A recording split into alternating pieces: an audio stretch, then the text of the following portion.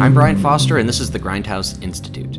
On each episode of this podcast, Jeremy Floyd and I program a triple feature movie night. Each of the movies share common themes, and we discuss them here. We're happy you could join us for today's 5-year mission entitled Soviet Star Trek. Captain's Log Stardate 299538.48. The grindhoustranuts have returned to Earth to study a life form by the name of Stanisław Lem, a Polish poet, author, and futurist who rose to popularity in the 1950s with numerous hard science fiction novels, poems, and short stories. Lem's work often took a philosophical approach to exploring subjects like artificial intelligence, the limitations of humans, and the difficulty, or near impossibility, of first contact with extraterrestrial life. His work has been adapted into several films. It has also been a source of inspiration for several filmmakers, most notably Stanley Kubrick's 2001 and Gene Roddenberry's Star Trek. Today's block features 3 Soviet-era films that all serve as great examples of Lem's ideology on first contact and futurism, while also serving as templates for future Star Trek storylines. On a mission to find life on a mysterious white planet orbiting Alpha Centauri, the massive generational starship Ikarie XB encounters a number of terrors one could only face in the deep, dark cold of space, or on several episodes of Star Trek. Space madness, an alien craft, and a mysterious illness are just a few of the things they find while boldly going where no humans have gone before. Was it all worth it? Was there life on the white planet? Did the Earth ever really exist? Zdeněk Stepanek, František Smolik, and Dana Madryka find out in Jindřich Polak's Ikarie XB from 1963. An astronaut returns home from the space station orbiting the enigmatic planet Solaris. He recounts the otherworldly things he encountered living near the planet. Psychologist Chris Kelvin is tasked with visiting the station and determining if the time and space is causing the scientists to hallucinate. But what happens if the things they are seeing are not hallucinations? Donatas Banyanis, Natalia Bondarchuk, and Yuri Zhavet make contact in Andrei Tarkovsky's 1972 film, Solaris. While his prime directive is to lead a mission to launch probes within the gap in Saturn's rings, ship's commander pilot Pirx must also evaluate his crew that may or may not all be human. The commander will need to determine if the next step in space travel is replacing human crews with these non-linears. But how much value would androids place on human life? Sergei Desnitsky, Boleslav Abart, and Vladimir Ivashov star in Marek Piastrek's Inquest of Pilot Pirx from 1979. Thank you for listening to the Grindhouse Institute. Please enjoy.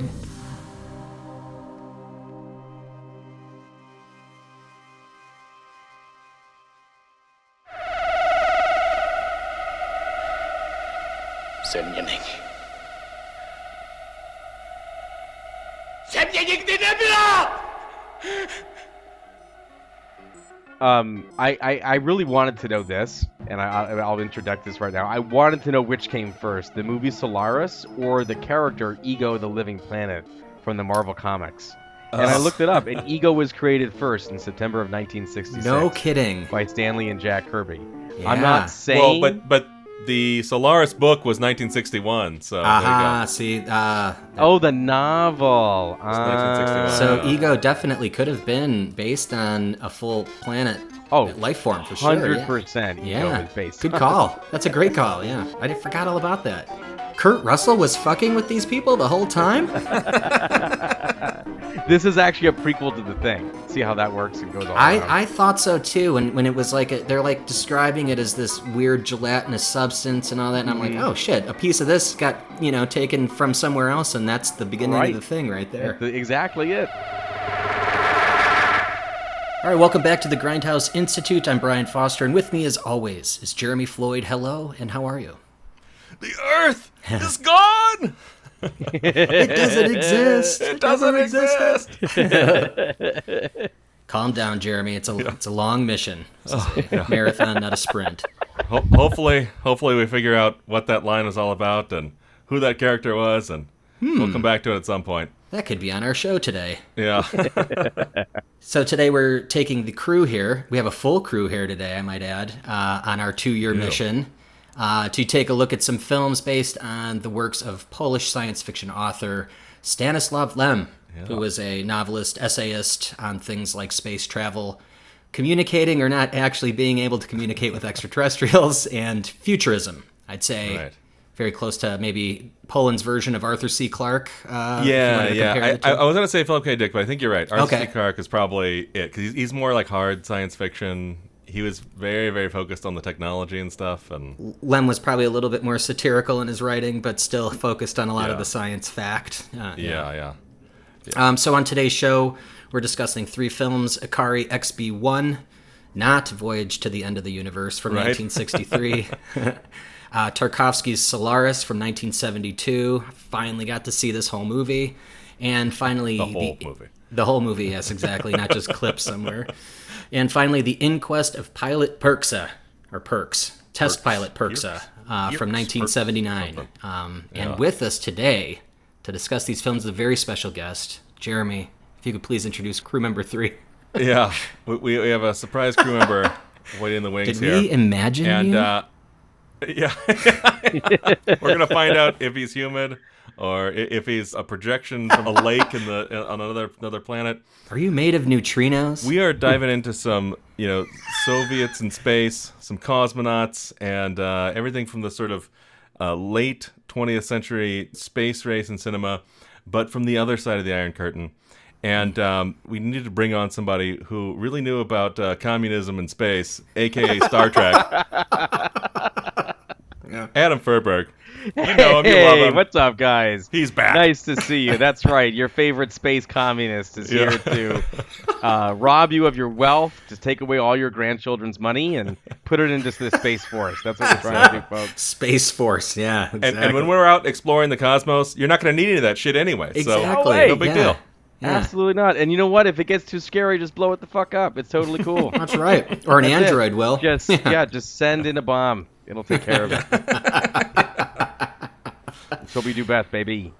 Well, yeah, I think that this was a good call to have you on the show, Adam, as these movies are definitely Star Trek-y, I would say definitely Ikarie of the 3, but what'd you think? I think that, you know what? The most successful creative people are not terribly creative.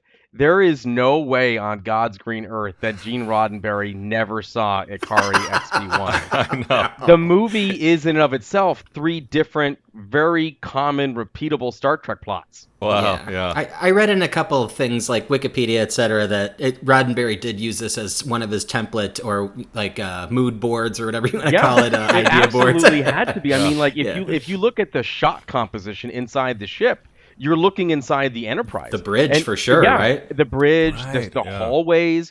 And it's like the hallways don't even remind me, like, whatever funding that they got for set design was ahead of its time. Like, maybe the story wasn't really all connected or all there, which is very Russian. It sounded like 3 or 4 episodes of Star Trek crammed into one, Yeah. Right, events. exactly. You have you have the 3 premises, basically. You have the ship flying into space and going out to every planet. That's every episode of Star Trek, right? Yeah. Then you have or 5-year mission, whatever. Yeah. Right. Then you have them discovering the old relic, the old relic from Earth.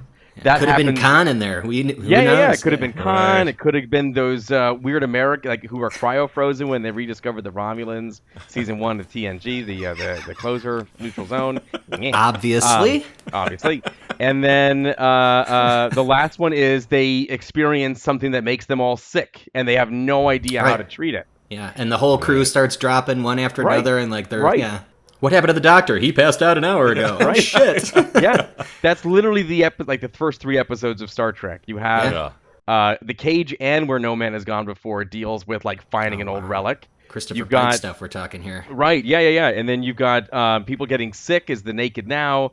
And then every other episode is traveling to a planet. So like that movie's very much a template for the old show, particularly the 60s version. For sure, yeah. Yeah, I didn't realize how influential this movie that I frankly never heard of until a couple months ago. Same. Was. I mean, a huge inspiration for 2001 on Kubrick.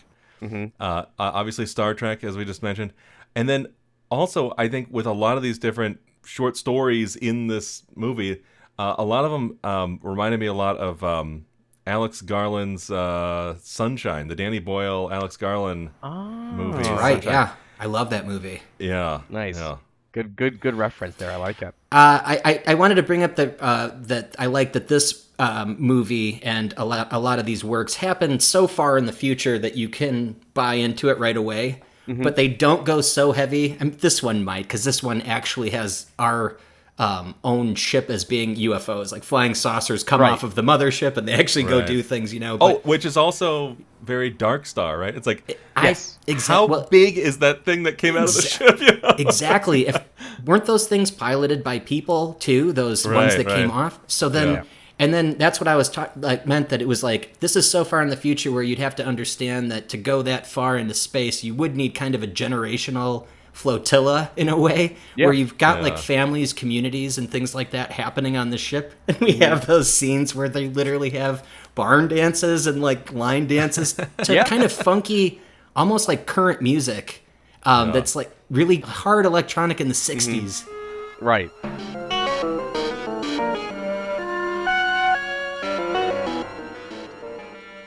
But there's something about that where it's like maintaining life in, like, you're not at home, but we're gonna pretend like we are. We're gonna put on the white gloves and the white bow ties. And I think that's all to keep people sane during those that long trip, that long journey. Right. And, well, you see, the first shot of this is what Jeremy said at the beginning of the show, right? The irony of that is that it reminds me of that line from is Apocalypse Now, where he says the more they try to remind boys of home, the more they miss it. The more they miss it, yeah. The more they tried to make it just like home, the more they made everybody miss it.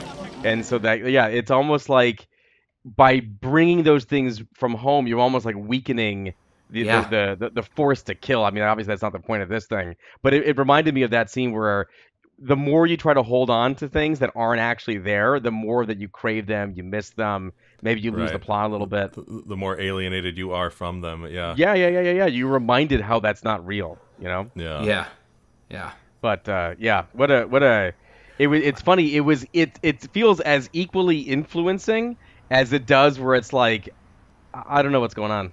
Yeah. You know what I mean? Yeah. Like, well, I think I texted. I warned Brian. I probably should have texted you as well, Adam. Like when I was watching it, I was like, man, I was getting so lost in what's going on, because like there's the cold opener with the guy experiencing space madness, and then we switch gears to this other guy who's like calling his wife, and he doesn't have great reception, and she's like, hey, I forgot to tell you I'm pregnant, and you'll meet your child when it's about 15 years old. 15 years old. Yeah. And he's like, well, that sucks. How frightening is that? Did anyone notice the scene where they took a picture of something to look it up? Well, there was a brief moment where they photographed something. The Google search, the image search or whatever, right? There was like an image search. So it's fascinating to see like how creative, because that's probably got to be a set design thing. I'm not even sure necessarily that that's in the script. They're just like, they looked this up. That's probably how it's written, and so they have to in the world think about how that's visualize concocted. that somehow. And you know what? You're right. Because it's so like ubiquitous in our world. Mm-hmm. I'm sure I just didn't even clock it. But it's like, this is 1963. And they're like, hey, if you photograph something, you can probably look it up, and that's 100% how things work now, which is so fascinating to me. Yeah. That like, it was probably in my mind, it was like a throwaway. Like, how are we gonna do it? Take a picture. Done. Yeah. Perfect. That's what we're going to do. And that's how they executed it. And now there's, Google. Yeah, exactly. Real quick, I think before we kind of just got into like little bits and pieces, but like the overarching story of this kind of anthologically is that this big crew on this giant ship, it's got to be a giant ship, are heading to Alpha Centauri, which again is kind of a believable thing, right? The very close star. Well, they said it would take 2 years to get there. They're traveling close to the speed of light, so time dilation takes over. That, to me, is the scariest thing outside of anything to do with space. Space scares the shit out of me. So these movies all scared the shit out of me. Star Trek has... that's one thing that they were like, you know what? We're not going to do that.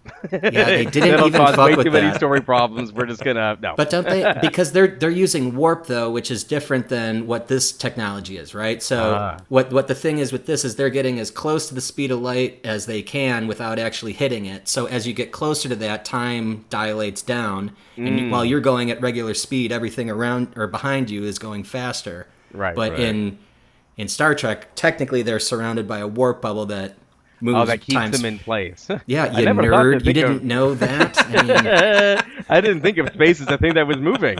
But yeah, what's interesting is like, so just as a structure thing, just to kind of finish that thought, was like that the movie doesn't play as a single narrative. It's these little chunks and these little short stories, and it's not built the way that we're used to dealing with anthology films, but it is essentially an anthology film, 100%. or like you guys mentioned earlier, like kind of like Episodic. 3 episodes of Star Trek kind of stitched together. Yeah. With not a whole lot of glue in between each one, but it's like, so when you're watching it, it is one of those things where you're just like, wait, what happened to that other guy who Exactly. pregnant wife and all this, like, we're now with the doctor and this other story, we're going on to this other ship, and but it, like, once I think you kind of have that information that it's kind of an anthology film, I think it really helps wrap your mind around it story-wise. Yeah, You can let the ride happen then, right? You could kind of give up on the, how does this fucking come about? It's like, instead it was just like, okay, I didn't see the opening title sequence of this episode, and I just missed that part, right? Right. And they cut them together. The more I think about it, the more I really appreciate the sort of slice of life that it presents, because when I think about Star Trek, you don't get that. You get a very finite story. You know who the main character is. You have a sense of what their motivations are and where things are going to go, and there's always an ending. And if not, they say to be continued. You know what I mean? Like, even when there isn't an ending, they tell you there's going to be one. So, like, this is certainly a way to... I almost want to see this executed in like a Star Trek style environment. Like, again, like more of a modern slice of life, just to see how people might react and see what kind of stories you could come up with. I want to see what like living on a starship would be like if you weren't the main character, and not in like a Lower Decks kind of way. But like, I remember there was an episode of Babylon 5 about 2 cleaning guys who were just kind of like around the ship, and that was like a way of kind of doing a slice of life, because they kept getting called in and hearing about like major things happening on the ship, and then they had to go fix something in an area that was overtaken by some bad guys, and that was the closest that I've seen that executed, because they at least found 2 main characters to keep an American audience tuned in. But everything else with the main characters was very loose. Probably the closest thing to that would have been DS9, when you could get into like O'Brien's wife was a teacher, and she had kind of she was trying to create like a normal 9 to 5, but that's a space station, so I guess they're not traveling anywhere. There you go. So. Yeah, I dig it. Yeah, 100%. You know what's interesting? So last night I went to go see a screening of the Karin Kusama movie Girl Fight. Yeah, and it was playing at the Vidiot's theater that they just restored. Friend of the show shot that film. Is that correct? Friend of the show, Patrick Cady, shot that film exactly. Hey, I was his date to that one last night because his wife bailed on him. But lucky you. Yeah, lucky me. And shout out to Jill. So first of all, how's Vidiot's? Vidiot's is great. So it's in this old theater from, I think they said it was like 100 years old or 90 years old or something. They restored that, and then sort of right next door, kind of shares a wall with it, is the video store where they awesome. They rent the super cool. the DVDs and stuff. But so they have this giant, almost 300 person seat theater there. And they can play 35, and they can play DCP and all kinds of stuff. Cool. And anyway, so they played Karin's first movie, Girl Fight. This is also Michelle Rodriguez's first movie. That's right. And is it her first movie? Yeah. Wow. Like she was not an actress before that. Wow. Which is interesting. I had no idea. And I guess Karin had sort of come up with John Sayles, and it had kind of been in his orbit. I'm not sure how she was working for him or in what capacity, but he ended up producing the movie and helping her, I guess with some of the script stuff. And anyway, one of the questions someone asked her, because there's a kind of Q&A afterwards, one of the questions someone asked her was like, oh man, how did you make every character there feel so lived in, even if they were tiny little characters? Well, apparently John Sayles really encouraged her to do this exercise in writing where she had to like consider the story from every person's angle who wasn't the main character. And that is kind of exactly what you were talking about there, Adam. That really reminded me of that scenario. And like that's kind of how this movie feels a little bit, where it's like, oh, we're taking this main character, just kidding, this other person's the main character, just kidding, this other person's the main character. And as that main character comes in, everyone else kind of becomes the peripheral characters, right? Because it kind of just switches point of view on a dime. technically pretty awesome, right? Like, Yeah, because I would say in the moment I felt like, what is this about? And then when it was over, I was like, oh, I was just watching people living their fly day. on the wall, right? Like, you felt like you were one of those people just kind of roaming around and listening. I like the cleaning guy, kind of metaphor there or whatever. But because could you imagine Picard and Riker and everyone's walking past you as you're just like mopping up a floor and they're just like, yeah, Klingons have, photon torpedoes right at our hull and we're going to die. And it's like, that's exactly how that episode plays out. So should I just not bother to clean this hallway? Because, if we're going to get shot, then... I can put the mop down. I don't need my last moments on Earth to be rubbing on my hands and knees. Give me a break here, guys. Oven cleaner and all. At one point, the crew, the fixing crew, whatever, the maintenance crew, like provides like an idea to the command crew, and it's awesome. so out of place. But it ends up being like a thing. Like it's really fascinating how that ends up actually playing out in that episode. Is you're like, I know you guys are joking, but that's actually what happens in awesome. the Babylon 5 episode. Yeah. That's awesome. Awesome. I'll have to send it to you. I'll have to look it up. But it was very much a slice of life kind of thing, which I dug, and it reminded me of this. I think we should bring up that this movie was changed quite a bit when it came to the U.S. theaters. Right. And Joe Dante described the Nicholson and Arkoff folks that brought it out, American AIP. American International Pictures, that one? American International Pictures, and the two guys that ran that were kind of the Weinsteins of the time is how Dante described them, that they would just snatch up Not movies. that they would like rape people, but that No. they would cut up movies Yeah, I want to really make that. I did have to clarify that for sure. Yeah, I mean, he's famous for something different now. Yeah, they would Less snatch wine, these more movies. scene. But they would snatch these movies like from European markets and stuff, and Right. actually, like this one got butchered. The whole ending is changed. I think there's Right. 12 minutes out of it, but the ending completely changes it. I mean, we can spoil a 1962 movie, right? Let's go for it. The ending here is that the crew actually makes it to Alpha Centauri, and they're looking for this white planet. Right. And the white planet is what's around that. They think that it's going to be the one that harbors life, and that's their mission, right? Is to make contact. But then they come into view of this dark star that's going to radiate them to death and kill the crew. But somehow the planet helped them out, right? And then you see that it's like bustling with people and buildings, and it's a living planet. Right. In the U.S. one, they just cut to when they get to the planet. They cut to stock footage of New York City. And the U.S. and flybys of different cities just to make it seem like they just kind of did a loop and came back. They're back, baby. Yeah. That's where Planet of the Apes got its ending. Yeah, exactly. That's exactly what I said. It felt like a kind of a cheap Planet of the Apes ending. Right. Planet of the Apes delivers it so much better, right? It really does. Yeah, just a little bit. You can't Yeah, just a little. It's one of the greatest endings ever. Yeah. No, but it also, the movie ends with a sort of literal star baby, like 2001. It's because they didn't know someone else was pregnant in space, and he was like, "Well, shit, why couldn't I bring my family into space?" They're like, "Yeah, sorry, buddy." I don't know what to tell you. Which is how Russian is that? It's like, no, that sucked for you, dude. Technically, it's Czech. Yeah. It's true. Excuse me, That's Jack. true, Yeah. Well, that's the guy in charge was Russian. The guy that got the shit on was Yeah. Czech. Oh, I see. Yeah. The bureaucrat who stamped her passport wrong or whatever. Right. It's like Right. It was like in Brazil. It was like the Buttle Tuttle confusion. The fly fell onto the typewriter as they were typing it. But yeah, so just to elaborate a little bit on the Alex Garland thing, I think it was during that whole segment where they stopped to see this UFO that they found. And lo and behold, it's not a UFO. And when they get onto that thing, just like in Sunshine, when they find this other craft, the whole crew was obliterated. They were just sort of bones and dust.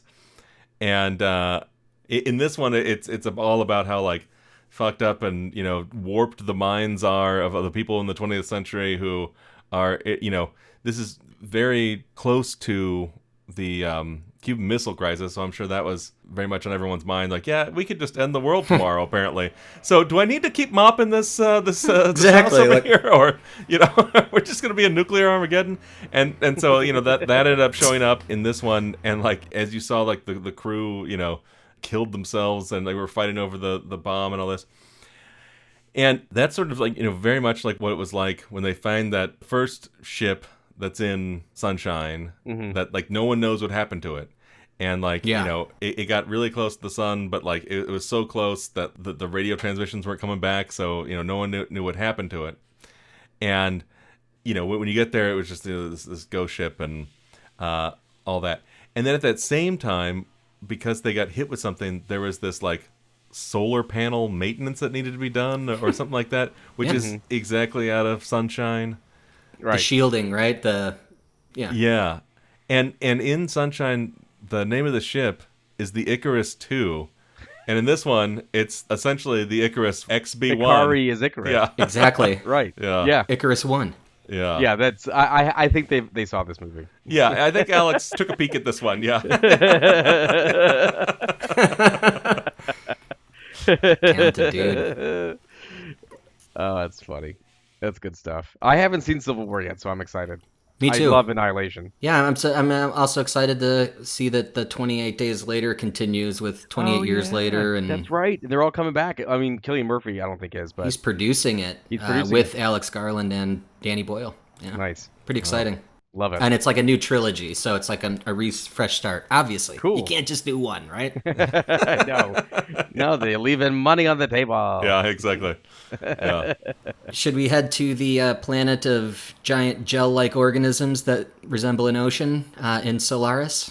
I think so. I mean, in this one, just like in the ending of Ikarie XB1, where they find this sort of living planet, we get a much more living or sentient planet in Solaris. What a mind trip to go to a planet thinking there's life and the planet is the life. Or at least something the size of the planet, right? Like it's basically the ocean, right? Yeah, I mean, it is living, but it is this very, so like talking about this idea of what the alien is like or the life form is like in Solaris. Is sort of similar to some other stuff that Lem has explored in other works. In the short story that he wrote, I think in the 50s, called The Rat in the Labyrinth, it was about these guys like on a hunting trip, and a meteor goes over their head, and each of them are kind of talking to one another, and they're talking about this thing and like, oh, I wonder if there's an alien on there, ha ha ha, and then like one of them's kind of like a realist and one of them's kind of a dreamer, and the dreamer is like, yeah, it'd be cool to meet the aliens and shake their hands and talk to them. He's like, what are you talking about? Like, if you met an alien, what makes you think that you'd be able to communicate at all? Like, what makes you think that they would look like something you'd recognize? What makes you think that you would be able to recognize it at all? And in this one, it was kind of like this alien was like this vapor, and it was like, compressing time, and they saw themselves in the future, and they thought that was the alien, but it was basically this time thing. Oh wow! Yeah, Jesus. So it's like his hard science fiction exploration of these things is all about sort of how different and complicated actually alien life would be, and to the point where it's like it wouldn't resemble, it wouldn't be humanoid, it wouldn't look like even the squids or whatever in Arrival or something like that. It would or it wouldn't be the Greys type of thing, but it would just nothing we understand. This thing that we could hardly perceive or understand Cthulhu. or whatever. Yeah, almost like how and definitely an example would be in the planet in Solaris, where it's like it is clearly sort of sentient, and this is its attempt to communicate in a way, but is it torturing them? Right. Is this an attack? Or a defense? Is it an attack? Is it a defense? Is it just saying, hi, here's your wife, you can talk to this one, right? I kind of read it as it was trying to talk to them, but of those options, that I was going for the best one, I guess. And that reminds me similarly of Star Trek 4, right? When the probe is sent to go communicate with the whales, and it has no idea that it's destroying things on its path. Right. It simply wants to communicate with its kind. Right. And then they do, and then they go away, and that's it. Yeah. But, I mean, in its path is just pure destruction, and it probably has no idea. No, it doesn't know that it just basically destroyed the Golden Gate Bridge and everything else around Starfleet Academy. And that's a great one, though. Oh, fantastic. And this movie is so interesting. It is sort of very iconic in Solaris, that is in sort of film nerd circles.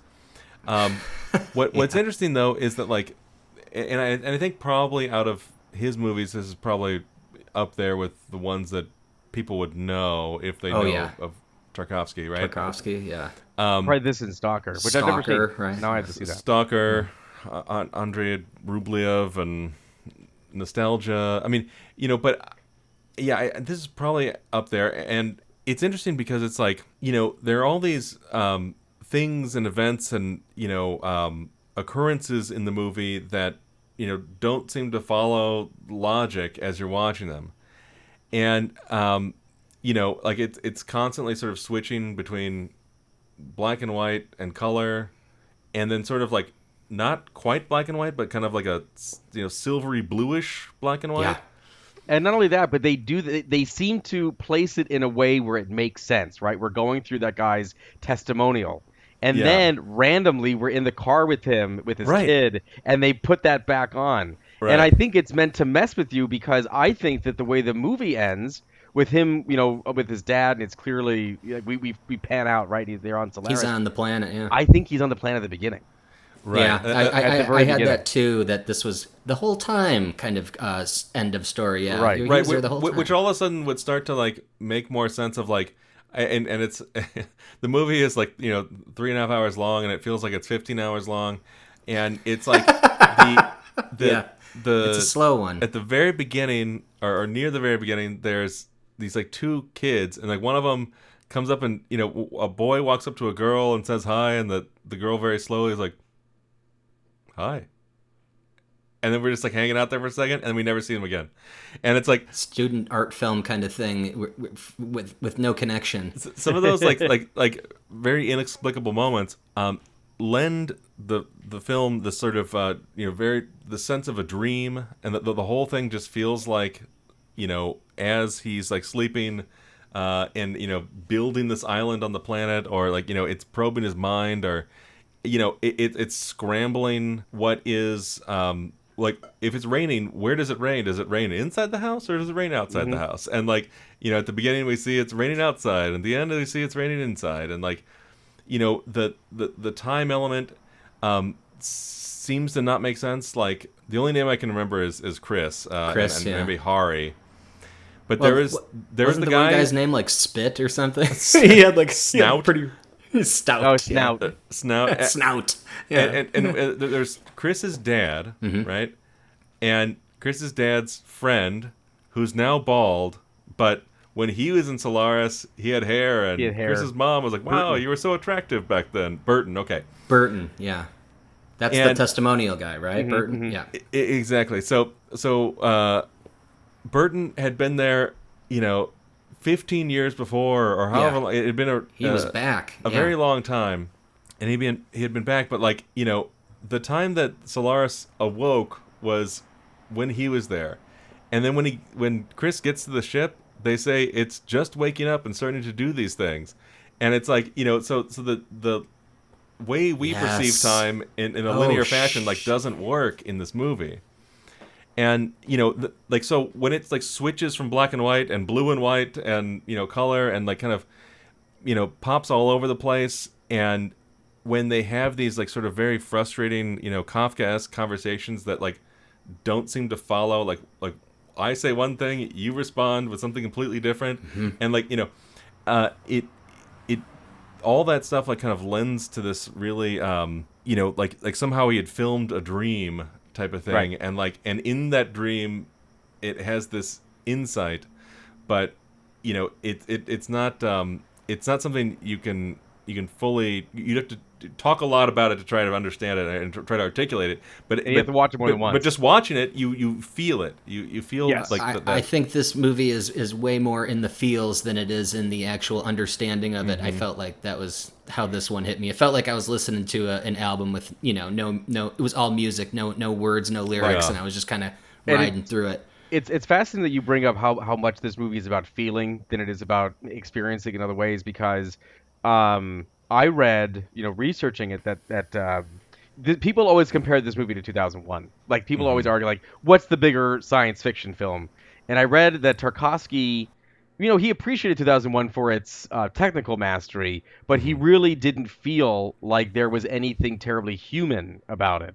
The most Right. interesting character was the computer, and for a good reason. Hal's great, right? That's also how Kubrick does things. It's very interesting Right. that, like, yeah. He's Yeah. very, if he can put things onto machines, or he can almost like, Yeah. not eliminate the human element, but almost like show people at a point where they're not feeling something and they're simply acting on some instincts. He does that a lot in his films, whereas this movie is a very slow burn because it's in those moments where you don't know what the hell to do, that you're just sitting there with your thoughts and your feelings. And you're like, oh shit, my dead wife is talking to me. And now we're Yeah. having a birthday party. And then she drank liquid nitrogen and now she's awake again. And like That would fuck with you, right? yeah, that would absolutely mess with you. But as far as the planet's concerned, it's just trying to communicate. Yeah, That's what I think. I think Maybe, it's- maybe. I Right, think that's maybe. still up for debate now for this one. I think it can be still up for debate, but I almost think it's more menacing when it doesn't know that it's hurting people. Yes. Because then there's no way to reason Right, with it. There's right. no way No. to stop it. Because we can't communicate with it. We can't do it. Unless we shoot a ray of memories toward the There planet, you and go. that's technically how they solved the problem. Right. Or did they? Because those islands Right. started popping up. Yeah. Exactly. It just built. Exactly. It just built his house. His dad was there. Exactly. It's like by doing that, he established himself as part of the planet, and Right. then almost brought himself. If anything, Jesus. that made the bond stronger. Yeah. Right. He actually did make the communication, like the connection there. You're like, right? fine, we don't need to do this this personally on the spaceship. We'll do it right down here on the planet. Come on down, folks. Yeah. Hey, why don't you come down? We'll have a beer. We'll have a few laughs. Come out to the coast. It's like we'll have a. What do you like to drink? What do you like to drink? Raining indoors? Okay, got it. We have rainwater and distilled water.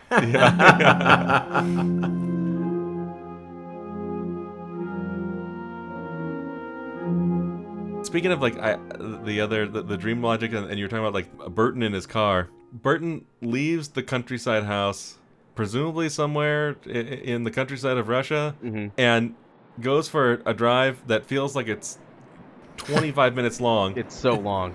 It's so long. And saying nothing happens in that is an understatement. It's just like we're just driving. We are driving for a long time. Just driving. But the sound. Did you remember how loud that engine was? Like it Exactly. almost felt like Was he on a when ship? it turned off. I didn't appreciate how loud it was until the next scene started. Right, until it like pop, and then we're all of a sudden Yeah, we're in and then another I scene. can hear that Yeah. Yeah, in exactly. my ears, like I went to a concert almost. Yeah. Which is, I think it's like a creepy thing where, like maybe Burton is back on Earth, but there's something about him that's still linked. Well, and how interesting was for it sure. that like the signage everywhere was not in Cyrillic, it was not in Yeah. Roman letters, but rather in Japanese. Yeah. Was that because it was the future? I was thinking it was like, like another country had taken over or something. Oh, you know, yeah. how they did that like in Blade Runner. How Blade everything Runner, was- China's Right. taken over. Yeah, Basically. right, exactly. I thought that's how I read that. I know exactly what you're talking about. Unless they And- just and shot s- it there and didn't mean to change anything. You know? Speaking of Blade Runner, made 10 years before Blade Runner, the opening moments where there's that horse kind of running in slow motion, and at one point you're like, oh, this graceful horse running, and then you see it again, and it's this like horrifying monster in a barn, and then like then you see it again, and it's graceful again, and it's like this whole like switching back and forth thing is almost like that black and white thing where it's just like it's really throwing you off balance the whole time. It's really, really interesting. And it's like, speaking of contrasts and the way it kind of switches back and forth and throws you off balance, there's so much imagery in the movie that is extremely beautiful. Like the opening shot is of, I don't know what, seaweed in a stream. Mm-hmm.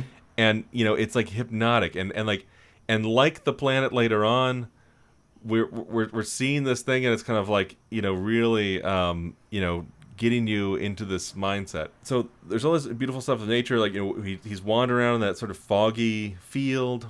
The planet itself is sort of very beautiful. There's the image when we first see his wife, and it's that extreme close up of her like lip and cheek, and then we see her kind of backlit behind that window. And then there's all these other things where it's like, the space station is fucking trashed. It's Trashed. dorm room. Yep. Like Yeah, frat it's like party. they've been partying up there. Yeah. Yeah, and like. And a dwarf runs out of the one room. You're just like, you guys getting down in here. Hey, one-man like, projection is another. Wasn't there like a dead person in a hammock too, or what we think is a dead person? Is it dead? You know, right? Yeah. What the hell is that thing? And like they're like hanging sheets up over doors and windows everywhere, and like there's just like space trash everywhere, and it's like black light posters. Empty bongs. Slipping on bong resin in that twisted hallway that was like, had those little they look like soda machines but like turned on their sides, Right. Talk about like a contrast between that and Kubrick. I mean, it's like, in this one it's all sort of about the sort of psyche and the emotions and everything. And it's the nasty frat house, space station that's like ugly and disheveled, like and Barf and Lone Star's ship, Always been on meeting. Well, if it isn't Lone Star and his sidekick, Puke. That's Barf. Just the emotional roller coaster of something that chooses to communicate you by making replicas of your life. I mean, you talk about First Contact. There are examples of Star Trek, I think, that do this. Like in the first season of TNG, there's where no one has gone before, which is where they get shot way out, like way far past. So they're working with the Traveler, and they start seeing, like, Picard sees his mom talking to him. Other people start seeing their parts of their previous lives. And I definitely know that had to have been taken from this. But another one that stuck out to me was the season 5 episode, The Inner Light, which is where a probe sends a flash to Picard, and then suddenly he's a different person. He's living this whole long life. And that's how the society chose to communicate with him.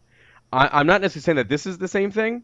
Yeah. But in the end, as much of a mind trip as this is for everybody, the planet is trying to communicate with people. Exactly, yeah. And I really do think that, like, I don't know if the planet realizes how much it's messing with people's minds by sending them images of people that they love and care about. I don't think the thing realized it was eating people either, right? Like, yeah, it's doing what it does. I think it was more like, oh, okay, I can tell that these people matter to this person. I can see them in their minds. I'm going to go send them examples of them, and we'll that's how we're going to communicate. So what you're saying there is, like, and we should probably get in for people that don't know the story, is that this sentient thing on the planet, this basically ocean that's telepathically talking, or at least reading the minds of the folks on this, it's a space station it's a space station that's orbiting this planet Solaris. Mm-hmm. And this is like the first planet that we made it to, I think, and like it's so important within this story. There's actual science around it, solarism or solaristic people, or I forgot how that worked. But yeah, this planet's actually taking memories or things from these folks' thoughts and turning them into, they're 3D printing real people and real life forms. Right. Not only are they just flesh and blood, or not flesh and blood, but can they be touched, etc. They can be killed, and they can also remember things from the real person of that based on your own memories. Right. And then that can also drive them crazy because they're like, I'm just a shell of who I was. I'm not who I was. Yeah, they know. They know. And this is the scariest movie of the three, right? Like, come on, this is it's terrifying. Well, because all of it's coming out of it's all being informed out of like what it finds out of your mind. Yep. And the people around you, and so. But how does it choose that? And it chooses the people that are closest to them. Not only that, it's Chris's dead wife. Like, yeah. Is that the best option? All these like details are wrong because like he goes to like she's like, can you unbutton my dress? And he like tries to untie it, but it's not tying and it's not holding anything together. It's just sort of decorative, like a shoelace on the back or whatever. And so it's like non-functional, but it from carbon a distance copy. It looks correct. Like metal teeth for the thing. Yeah.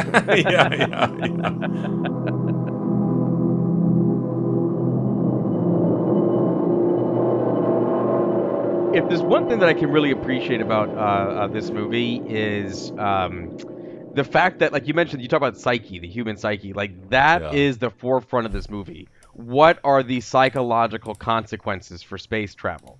How much can First Contact mess with somebody? Star Trek definitely plays things not by the books. It's not like there's a book on this thing, but it's very, like you said, they're all humanoid. They're people with some funny thing on their head, right? Yeah. And for some reason, the universal translator means they can speak English. So Even the ones they meet for the first time. Right, exactly. They all speak English, and it's all fantastic, right? It's great. The kings. Language is the biggest barrier that we have, right? If we all understood each other, we'd all understand each other. 100%. And I remember when Star Trek Discovery premiered, people gave it a really hard time because they didn't appreciate how much emotion the characters were expressing. And people were arguing like, oh, this isn't very Starfleet of them. They're all supposed to be stoic. And it's like, well, that might explain why everyone on the Enterprise stays so well, because yes, maybe they are the best, and by the best, they are completely emotionless drones who can power through 140 episodes of trauma. Those people experience trauma in every episode, and they just power through like nothing happened. Yeah. No, shit happened, dude. An alien sent your dead wife to go talk to you. That could convince people to maybe even kill themselves, like the captain guy. Yeah. So, or the one doctor, excuse me. I think there was a captain on the ship, but he killed himself because it's like there was like a little girl in the background. Remember that in his video? Yeah. And I think you end up seeing her on the ship somewhere. How messed up would that be if like you find out that was his daughter who had died or something, and then you get sent that would drive a person completely insane. This is Gabarian, right? Yeah, the guy that was dead when Chris arrived, or already dead when Chris arrived. Yeah. Right. Exactly. So again, exploring more consequences of these things was always what I found fascinating, and that's why I always liked, of the Star Trek shows, I found Deep Space Nine my favorite. TNG is my personal favorite. Deep Space Nine I felt was the deeper stories because they were about consequences. But never about like first contact like this. Like, what if actually meeting an alien destroyed your mind and put you on the the cusp of suicide? Yeah, and is it on purpose? Is it not? Yeah. Right. Yeah. Yeah. In that case, you were just weak. You were 86. You were what do they call it? Section 8. Yeah.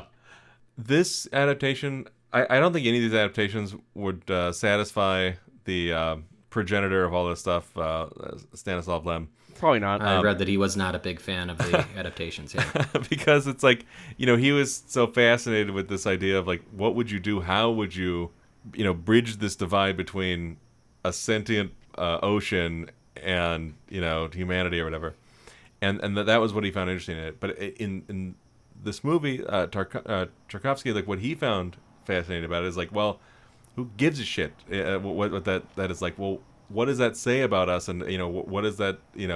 How does that affect our emotions? And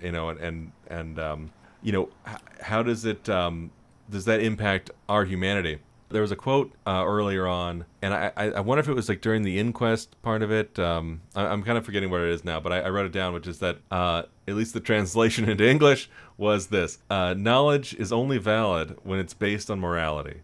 And I think that's more or less like the counter argument to the Lem idea that no, it's fascinating to drill down into these ideas, and it's like Tarkovsky's idea was that no, it's really more about these situations and these morality plays and the circumstances that are so mind bending, like that stretch us to the max of what we can tolerate and remain sane. That is where it gets more interesting. Like, what does that say about us, and how do we respond to those things? Indeed. Right. And interestingly, I almost feel like this reminds me of like the relationship between the corporation in Alien and then the workers. Yeah. Where like when you talk about knowledge is only a matter of based on morality. Yeah. Burke is not a moral person. He is totally fine killing everybody on that ship as long as he gets that specimen. Isn't that kind of what more Pirx says about? I mean, or at least that feels more like the company working with. Yeah. 100%. Might be a good segue into the next movie. If you got anything else to say with Solaris, either of you, though, please let me know. Hey, watch it again, because you're going to need to watch it. I need to watch it more than once. It's fascinating. Like, I feel like in the first run, 20 minutes, I'm like, what is going on? When it's over, I'm like, I got to watch it again. Yeah. Like, in all these movies, I felt like that. Yeah. I got to be honest, I'm glad I'm talking about it with you guys, because obviously there's some stuff that I missed as well, mostly falling in and out of sleep and having to restart at some points. To be totally honest, watching this late at night is not the best option. This is a 9 a.m. with a big cup of coffee kind of movie. Yeah, exactly. You got a big cup of coffee and a handful of speed, going up your nose. But it's like, then you're able to get through it in one sitting. But I've always found fascinating about Soviet movies is that, like, again, first run, I'm not interested. Maybe I think it's too cool. But then there's a thing I see. There's something there. Oh, that's an emotional story point that I never thought of. And then by the end of it, I'm like, I need to watch it again. Like, I always have that feeling. So when you sent that we were going to be doing Soviet era movies, I was down because these guys were very, they had to be very creative because most of their money was coming from a totalitarian government. And if they wanted to put any kind of ideas in there that weren't necessarily aligned, they had to be very creative about how they did it. There's still some propaganda mixed in with this, right? Especially our first film. Yeah, the first film is about everyone's equal and they're all going to space. Like it's Star Trek, right? Like exactly. And but the idea is that, like, I guess reading a little bit about this and learning about it, like it does kind of demystify some of the fun ideas behind Solaris. So I would also suggest just watch it and don't try to, like, read, well, what was the idea behind this decision, because it's ultimately, like, not as interesting as, like, what the text actually is, and just, like, having the text be the end all be all of it.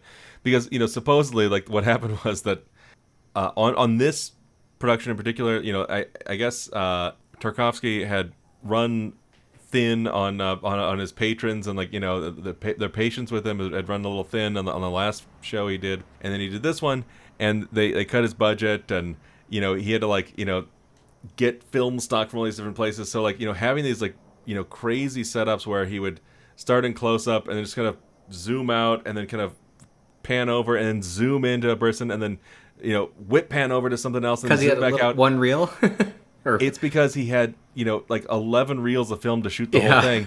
And they were, like, mismatching film stock, and he just had to deal with it. And so that's sort of like the explanation. This is all happy mistakes. Yeah. All this stuff. And some of those long takes I thought were some of my favorites, especially with Chris kind of wandering, waiting in that Vanta black, like, nothingness that he's looking at. But you're just kind of walking through. You feel like you're in that ship with him. Well, I think, in the last show we talked about with Luce, she was talking about, like, getting filmmakers with limitations and how that really, like, you have to be more creative. In a lot of cases, makes them shine. And I think in this case, it really, really, 100%. Like, I don't think they created that fog on the ground. I think they found a location that looked like that, right? Like, that wasn't manufactured.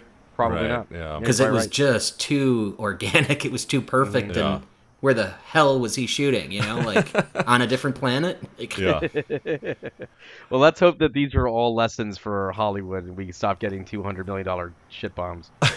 Well, with the returns on movies now, and I'd say video games as well, that we were not going to be seeing any big $100 million budgets anymore with things. No. Things are going to come back to that $30 million max. Which I'm totally okay with. Yes, that was a fun time. It was a good time.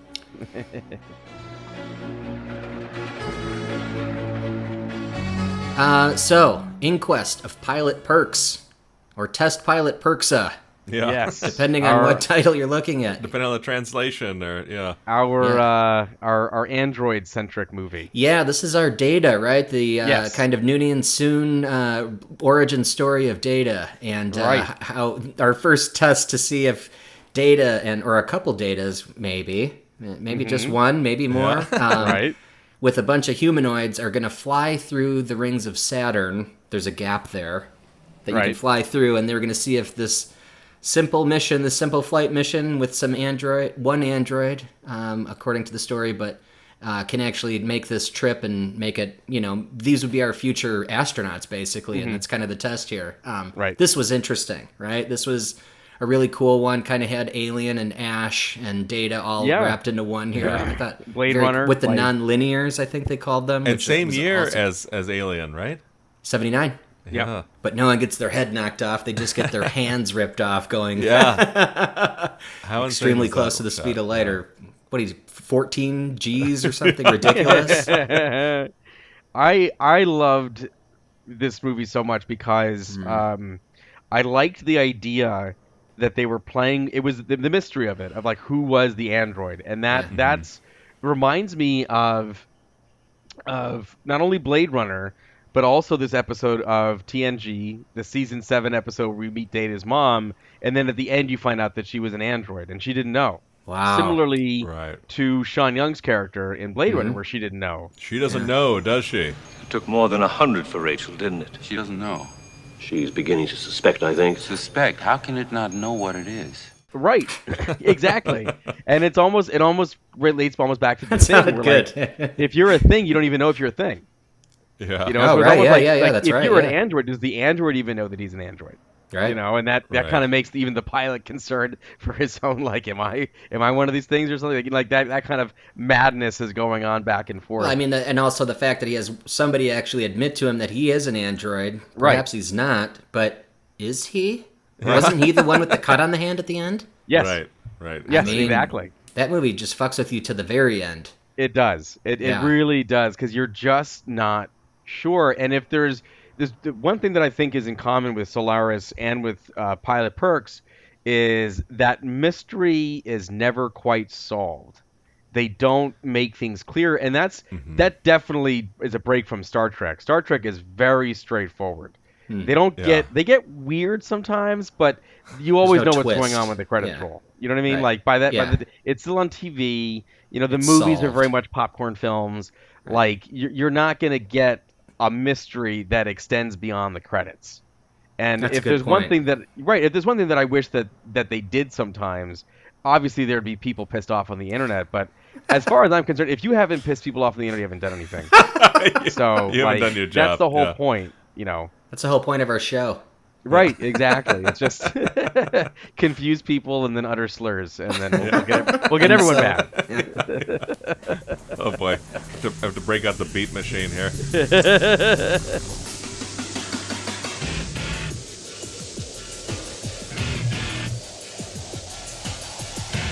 This too almost had an anthological feel, and Absolutely. boy oh anthological. boy did the music set it apart from This from could the have been other made two. in the late 90s, right? That music, it was like drum and bass. Like There's drum and bass at the end. There was like Rob Zombie during the 14G section. yeah, whenever they would bring the probe out or whatever. Yes. Yeah, and then they're breaking up the probe, and then like as his hands, the robot was like, "Oh no, what do I do?" And he's like, hit it at full blast. The robot grabs onto this bar. You almost leaves his two hands like Yeah, this yeah, on yeah. the bar. You know? It's like, Like hold he's on, rocking out. but it's like the middle of the palm separates from the fingers, and then that thing goes flying. It was very God. horrifying, even though Yeah. it was just wires and. But I feel like they That made it worse, I think. they suggest that, or they tease that at the very beginning of the movie. Do you remember the first shots?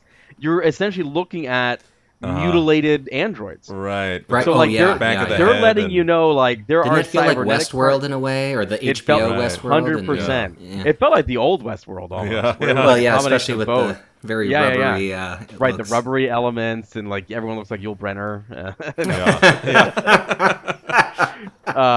But yeah, they really, I felt like they teased that very well, which is, you don't get a lot of. I felt like we didn't get a lot of foreshadowing in these movies, but maybe we did, and we just have to go back and watch them again. Because again, these films, maybe not Ikarie, but Solaris and Pilot Pirx are multiple viewing films. And I say that being like 30 minutes in, like, I don't know if this is my thing. Like, I almost Yeah. felt like I had to like return my films degree because I was halfway through Solaris and I was like, what the hell is going on? And then he gets the planet, and I'm like, oh, I can put it back on the wall again. Right. Yeah. Yeah. No, yeah, exactly. they don't get in Solaris.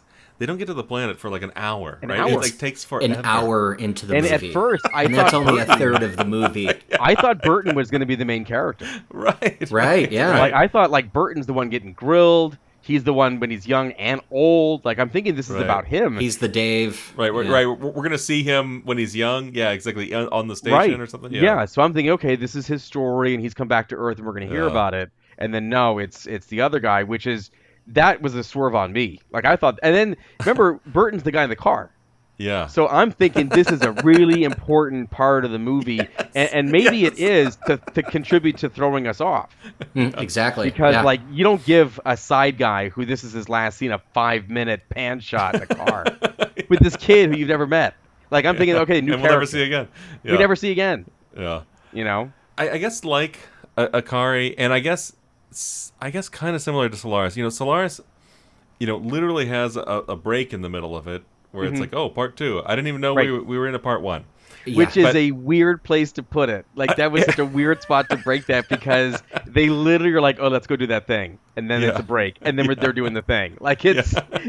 even the intermission was off-putting. And I think that's kind of the whole idea of the movie, is to be incredibly uncomfortable. Because Did you feel comfortable for a second watching that movie? No, not from the start. And it's a long time to feel uncomfortable. And I think that's the point. The idea is, like, it is uncomfortable to meet extraterrestrial life. Yeah. It's going to be really uncomfortable, and it's not going to go how we think. We're not going to shake hands and open a beer. And the difference with the pilot Pirx or Inquest of pilot Pirx is that, the extraterrestrials or the actual person we're trying to communicate with is someone we created. Right. So like that's the robot. The difference. But still there is that, are we able to communicate with them, or are they able to feel enough empathy that they won't make some fucking crazy maneuver in a ship and literally liquefy every human that's on the ship? You know what I mean? Like, they have no care, and they're just like, no, we have a mission. It's a binary thing. It's either we fail the mission or we succeed, and we're just gonna hit the fucking gas and go through the rings of Saturn, Right. Just wild. We're cranking the Rob Zombie while we do it, yeah. It was absolutely Rob Zombie, though. Like, Early Thunderkiss 65. Yeah, exactly. Astro Creep 1979. So this one too, I think I was gonna say, just like in Ikarie XB1, Pilot Pirx kind of felt like an anthology, but I guess also Solaris kind of had that feeling too. Even though we did follow Chris the whole time, but it was like there were these like very distinct like segments, including the like before and after, or the part 1, part 2. In this one, like you're saying a minute ago, Adam, the first 20 minutes or 30 minutes of it is like, what's going on here? What are we doing? And like I was so disoriented that, like, at one point some of these UN bureaucrats like fly into some city and we're showing like aerial helicopter footage of Chicago, and it was like, there's the Sears Tower, there's the Hancock Center. Yeah. Okay, so they're in Chicago, and like, and then no, they're just in somewhere in the Soviet Union. But it was like, this is like a future city, and I think what it turned out to be sort of later on when they were showing the rocket footage that was stock footage, I was like, oh, they just grabbed some stock footage of a city. Maybe they didn't even know what it was. Right. And they're like, oh, there's some buildings. Cool. This looks futuristic. Chicago. This looks futuristic. And like 100-year-old buildings everywhere. Anyway, so I was like really thrown off by that, but just because I kind of knew, these Chicago landmarks, and I was like, wait, they're in Chicago, but they're not. And anyway, there's a Wrigley Field for no reason. That's where they take off from. Right. And then it cuts to like the mountains of Estonia, and it looks kind of like the California coast, and like there's that like truck chase, in the convertible with the synth with no mouth or with no mouth. Like the crazy guy that looked like the George Romero's Bruiser or whatever, where it's like these little like pinhole eyes. Ooh, deep cut from the Romero collection. Jeremy, all right, nice. The Bruiser reference. There you go. Bruiser's pretty good. Yeah. George Romero's Bruiser. No surprises. I don't know. He goes to the International Freeport and goes to McDonald's and gets a glass of beer. And I'm not talking about no paper cup. He got a glass of beer. No Royale with cheese, though. I was a little upset. I'm talking about a glass of beer. And he did. He like went there instead of a bar. Like, I thought that was really cool. And he just grabs a huge beer. Just needed to take a load off at a McDonald's. How often do you get to do that, right? Never. I've never been able to do that, and I want to do that after watching this. I want to go to McDonald's and have a beer. I'll have a Budweiser and some fries. Yeah. But it's like, there'd always be these like insane like smash cuts to something new, and it's like, there was the California, or what looked like California coast. There's also like, we were in the middle of like, are we gonna get Goliath to go through Saturn's rings? And holy shit, cut to, we're in an inquest, and it looks like it's all over. Yeah. It looks like Defending Your Life, and it's like this tiny little courtroom. He actually died, and he was in the Defending Your Life. Exactly. That's how prolific Meryl Streep was. Yeah, exactly.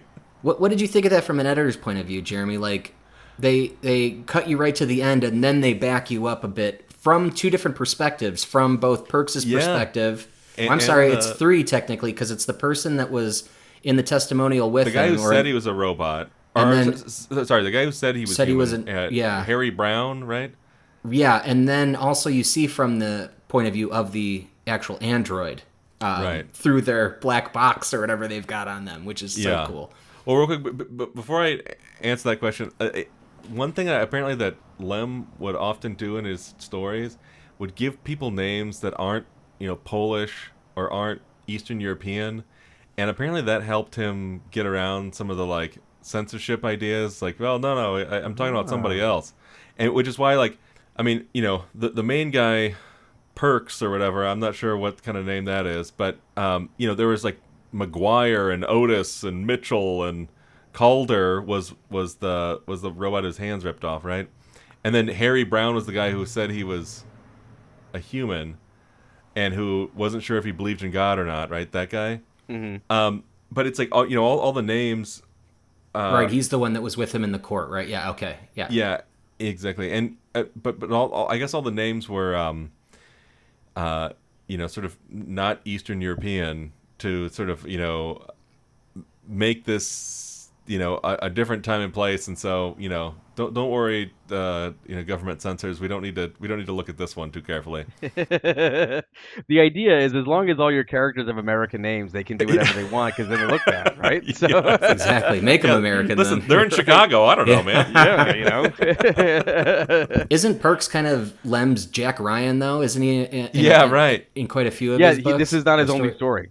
Yeah. He has a whole sort of book of short stories. He has like an everyman Pirx kind of. Right. I think that's what the name of the stories are. Yeah. I honestly did not know very much about Stanisław Lem before we got to watch these movies this week. So now I'm interested in looking up some of his other works and see what else has been adapted into other media. So. Yeah, and I also want to see the other adaptation of Solaris. I've never seen the Soderbergh one. It's just George Clooney's ass. Yeah. Talk about his ass. You want to see my ass? No, there is a shot of his butt, like his naked butt in the movie, and we didn't get one of Chris. Right. What a bummer. He's angry. George Clooney's angry about that because he's not angry about the butt scene. They almost gave him an R rating for it. No, he was mad because that was literally all anyone wanted to talk about. He had never done a nude scene before, and so he did it for this movie, and then that derailed the marketing. Really? I think he also did it the very next year for The American, if you've seen that obscure movie where he plays like a hitman. Oh, okay. I've never seen that movie. I remember it, though. Yeah. Is that a good adaptation, though, the Soderbergh one? I mean, outside of the ass I shots? love it. I think it's a great really movie. Yeah. It's a great movie. It's different. Soderbergh directed it. James Cameron produced it. Yeah, because he was going to direct it.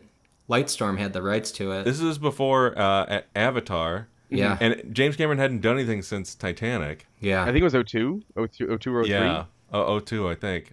And it had George Clooney, Natasha McElhone, Viola Davis as well. Yeah, Jeremy Davies. She was a huge star. Yeah, Jeremy Davies, the Upham from Private Ryan, right? Mm-hmm. Yeah, he's so good. But anyway, I really like it. But yeah, no, it's got a stellar cast, and I just remember when that movie came out, that was it. That was all he wanted to talk about. And years later, Clooney was like, I hated promoting the movie because I thought we made something special. This is all anyone wanted to talk about.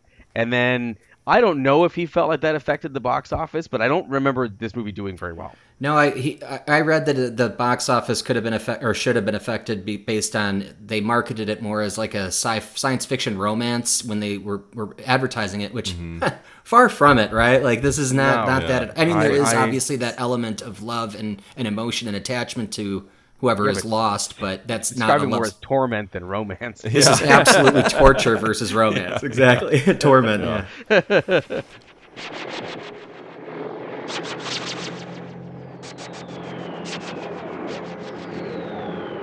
Have there been any other Pirx adaptation films? I'd like to see like his version change. You know how we get different Jack Ryans? I'd like to see like different takes on that. Yeah, that'd be interesting. Because I liked this version. He was kind of a badass. He was my favorite lead in these movies. In all three, for sure. Yeah. Certainly had the strongest constitution. Yeah. You know what I mean? Do you believe in God? The way he was like, that's the first question. Grilling all his crew, or possibly are they robots? You know, who knows? To go back to your editing question, the movie definitely kept me off kilter, and it is partially because, like we were talking about with all these movies, and maybe this is a Soviet storytelling thing that is like very much against our Western tradition of like, you know, the 3-act structure and, you know, main character and whatever. They're just like bouncing all over the place. Here's a bunch of stuff. Yeah. So you have to like it's like pieces. Here, keep up, asshole. Yeah, but exactly. But it also like it keeps you on your toes in a weird way. Mm-hmm. And because this movie kind of takes you all over the place and does it fairly quickly. I mean, it's, you know, hour and a half, right? Yeah. This is the shortest one of the 3 films. And it's like, you know, you're going from the, you know, robot factory, and then, you know, you're flying into what's maybe not Chicago, and then it's like, you know, you're doing the truck chase, you know, and then from that he's like, yeah, I got convinced out of the truck chase to take this mission. I'm in now. And it's like, you son of a bitch. Oh no! And before that, he was like doing the Eiger sanction. He was up there. He's like, I'm gonna go climb to the highest peak in the world, and like, they found you. They found me, and it was like Mission Impossible 2 or whatever when they. Tom Cruise they find him on his vacation. Yeah. Or the beginning of Star Trek 5. 5, yeah. Spock on the rocket boots. Yeah. Which are just ski boots. They're just ski boots. Yeah. That's it. But they got exhaust on them. Yeah. Right. That's where they got the idea for Dune, the opening of Dune Part 2. Nice. The rocket boots. Oh, spoilers, guys. Oh, sorry. Sorry. The opening shot has been spoiled for you. My bad. Now I don't need to watch it all. Yeah. Oh, it's fantastic. I love it. Yeah. Long live the fighters! Do we have anything else for Commander Pirx here? I think that wraps it up for what I wanted to say. I loved it. I'm going to watch it again. Yeah, I dig it. Yeah. One last maybe thought on Pilot Pirx that kind of tied into what was the obsession with the filmmaker had in Solaris was kind of summed up in a line here, and I think this is one of the robots or person who said he was a robot, maybe not, to Pirx. He says the line was, "Technical progress is destroying your morality. Who knows how long your ethics will last, given that." And that, too, is like the idea of, like, you know, knowledge only being valid when it's based on morality. And, you know, trying to keep that piece sort of centered into this, you know, adventure story and, like, mystery about robots and what it means to be human, is something that I really appreciated that they actually, you know, put that into this 90-minute adventure. Absolutely. Yeah. This felt like it packed in a lot in 90 100%. minutes. Yeah. And is there anything more human than applying a sense of morality to your actions? Exactly. You know, and that's what I find that'll so never be fascinating matched, about. right? That's the difference, or the separation. Correct. And again, the more we thirst for knowledge, do we know things that could destroy us? You know, just because we can do it, should we do it? Just because someone can do a thing doesn't mean we shouldn't do a thing, right? You're so preoccupied with whether or not you could, you didn't stop to think if you should. Right. That is one big pile of shit. How funny was it that what the robots looked like here? They also had a different set of robots with the bruiser faces. Those are the ones that they could mass produce. They didn't need to give a personality to. They just drove the trucks, right? Right, exactly. The they didn't need to do the Westworld production line. Yeah. Get them out. How funny was it in Ikarie? I meant to talk about this earlier, and I forgot about it. Like, speaking of robots, was like they brought out the robot from Lost in Space, and I was like, oh shit, is that what their technology is? And they're like, no, look at this relic. It's like 1,000 years old or whatever. Awesome, and it's right? still working. They're making fun of it. Yeah, and it looks like the robot from Rocky IV or whatever. It's just like Paul bought a robot. Yeah. Oh, you know what helps me with my sparring? Hey, yo, put your cups up. Put them cups up. So I think we should do what we do usually is rate our films from most liked to least liked. Okay. Adam as our guest, if you don't mind starting. Unfortunately, I would have to say that my least liked would have to be Ikarie, simply because of the fact, not that I didn't like it, I just like the other two movies more. I loved the set design elements. I loved the fact that these are Star Trek stories, essentially. Like, if you watch this movie, you've got a lot of episodes of Star Trek down. Ultimately, though, I felt like it was so loose and just not as well polished, at least in my opinion, in terms of how they explored the human condition. Number two is definitely a Pilot Priest, because number one is Solaris. I'm probably going to throw that movie on after we chat tonight. Really? Like, I need to watch it again. I told you, I've never seen a block of films where, like, it felt like a slog, and then when I was done, I got it. Yeah. Yeah. Yeah. You know what I mean? Like, really, with these two, I really got it. And, I got to watch them again. I could still cut out about 45 to an hour. But yeah, I get 100%. But that's the thing. When you add up the long shots that kind of go nowhere, that's where all that fluff is. I mean, that's what David Lynch does too, right? And we think he's a genius. Right. He sits on somebody mopping for 2 hours for no, or 10 minutes for no reason. Yeah. Hey, man, it was Richard Farnsworth on that the sitting mower. Straight the Story. Straight Story. Yeah. Straight Story. That's literally the movie. It's just him riding that thing across America. Right. But yeah, I definitely dug it, because when it comes to Tarkovsky and Solaris, at the time, yes, it was boring. Yes. Now that I get it, I was like, well, geez, no wonder I was so uncomfortable. That was the whole point. Yeah. So it doesn't feel wasted. It doesn't feel like it was a film school nerd thing. He did it for a good reason.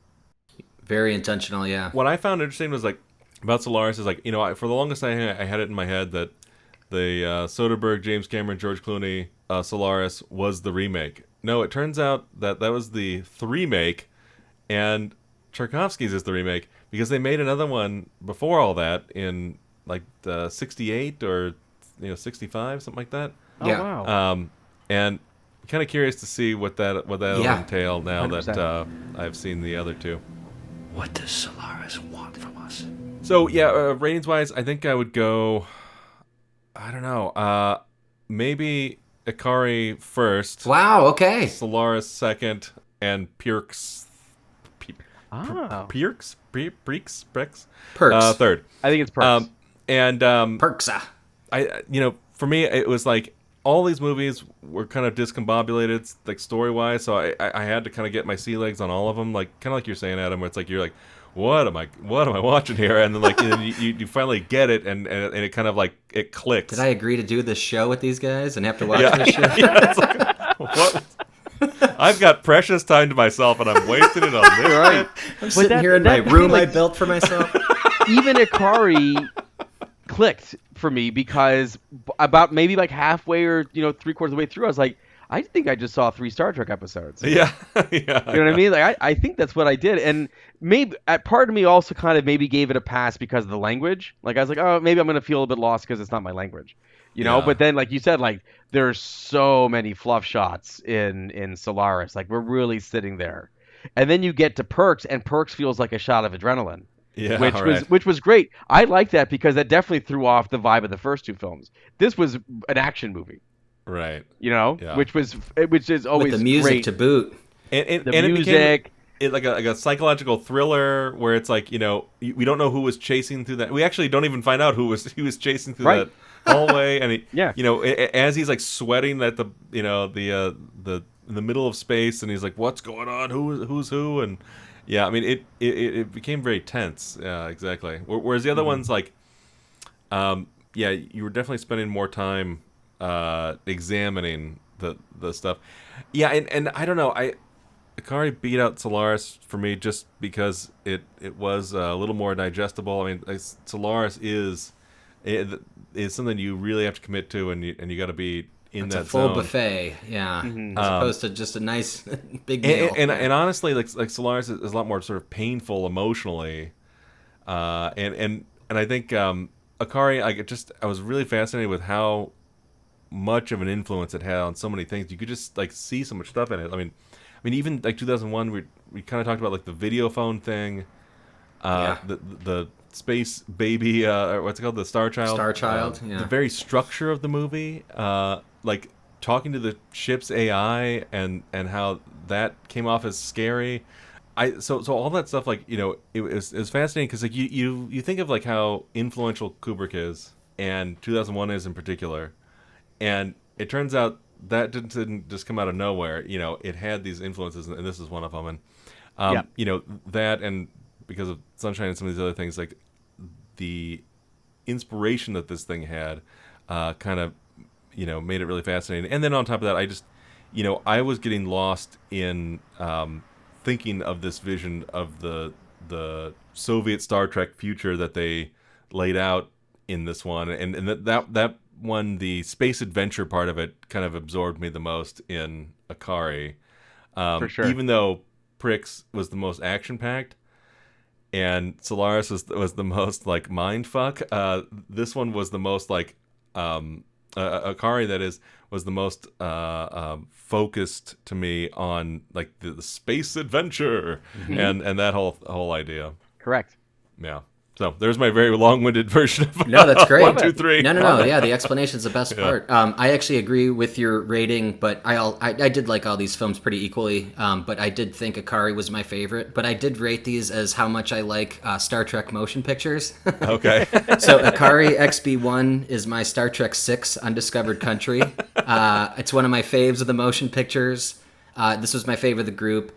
And then it also felt the most like a long Star Trek episode, like we were saying, or like a few of them put together, with all the bells and whistles that you want. Inquest of Pilot Pirx was my next one on the list. I'm sorry, Solaris is my next one on the list. It is my Star Trek the motion picture. It is the massive slow burn that you get, but I think is appreciated over time. I think that's something that people really love, and I mean, at least have found there's an audience for it now. And I think that, you know, the visuals in that are a little bit more in tune with Solaris than they were when like Wrath of Khan came out and things started getting more Star Trek-y. And then Pilot Pirx is my Star Trek V, The Final Frontier. Not my favorite of the movies, but still one of those that I come back to and love to watch all the time. Oh, for sure. I thought that was pretty Give me your pain. I like Cybok. I thought he was a cool Vulcan. Cybok. Yeah. I love Cybok. Yeah. And then Uhura also does the dance at the beginning, which is fucking, yeah. That's right. That's right. Okay. Hello, boys. and like she's in silhouette, and I was like, wait a minute, is someone naked in a Star Trek movie? I know it. Star Trek? Did Shatner direct that one? He did. Okay, yeah. So hence why that happened.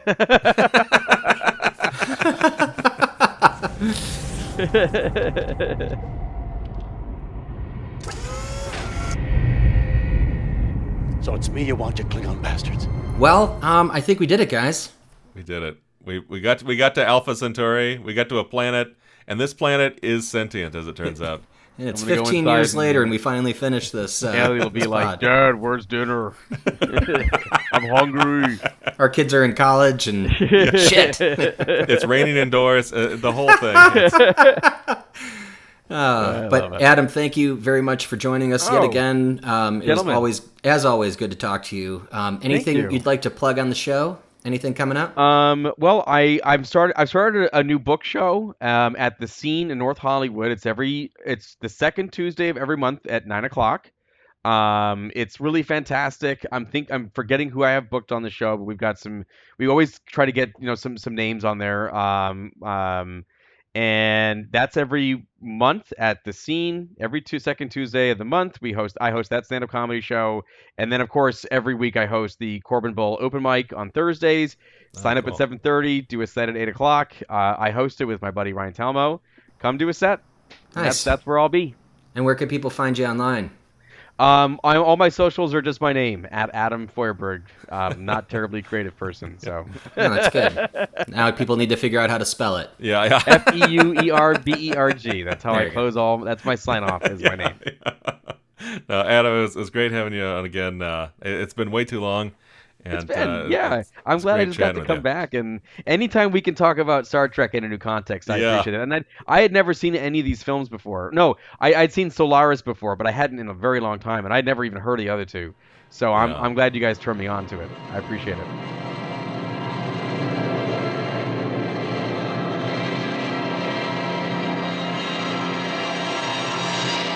Thank you so much for listening. Please make sure to subscribe and follow us on all the podcasts and social platforms at the Grindhouse Institute. And if you really want to give us a boost, check us out on Apple Podcasts and leave us a rating and review. It helps us to get noticed. Thanks so much, everybody. We'll be back next time. Das Vidanya. Or is that how it is? Yeah, I don't know. Is that goodbye in Russian?